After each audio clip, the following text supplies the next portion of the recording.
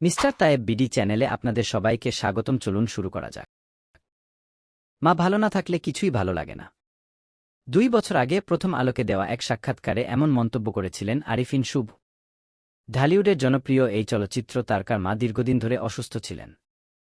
গতকাল বুধবার রাত 1:05 রাজধানীর ন্যাশনাল ইনস্টিটিউট অব নিউরোসায়েন্সেস হাসপাতালে চিকিৎসাধীন অবস্থায় আরিফিন শুভর মা খায়রুন নাহার মারা গেছেন। ইন্না লিল্লাহি ওয়া ইন্না ইলাইহি রাজিউন। আজ সকাল 8:06 শুভ তার ফেসবুক পেজে লিখেছেন, আমার মা আল্লাহর কাছে চলে গেছেন, ইন্না লিল্লাহি ওয়া ইন্না ইলাইহি রাজিউন। 2 জানুয়ারি দুপুরে মা হঠাৎ করে অসুস্থ হয়ে পড়ে। এরপর থেকে হাসপাতালের নিবিড় পর্যবেক্ষণ কেন্দ্রে মা জীবনের শেষ যুদ্ধটা করেছে। মস্তিষ্কে রক্তক্ষরণজনিত কারণে সেটা শেষ হয়েছে 2-4 জানুয়ারি রাত 1:05 7 বছর ধরে আরিফিন শুভর মা অসুস্থ ছিলেন।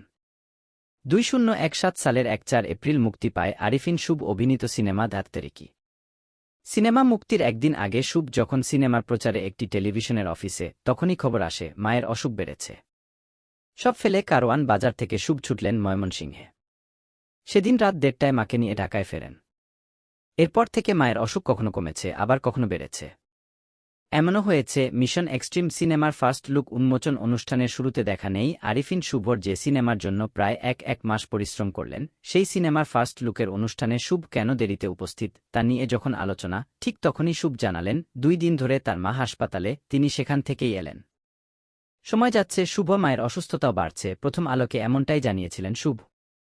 গত বছরে ফেব্রুয়ারিতে শুভ জন্মদিনটা মাকে নিয়ে কাটিয়েছিলেন শ্যামলীর একটি হাসপাতালে।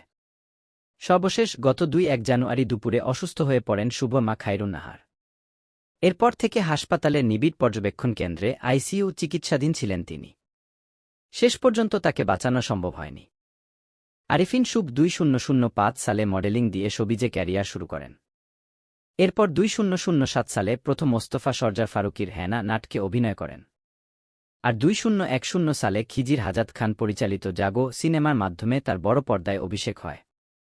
তিনি ছুঁয়ে দিলে মন, অগ্নি, তারকাটা, নিয়তি, মুসাফির, ঢাকা অ্যাটাক, সাপলুডু ও মিশন এক্সট্রিম, মুজিবের মতো সিনেমা উপহার দিয়েছেন। সামনে তার আরও কয়েকটি সিনেমা মুক্তির কথা রয়েছে। ধন্যবাদ।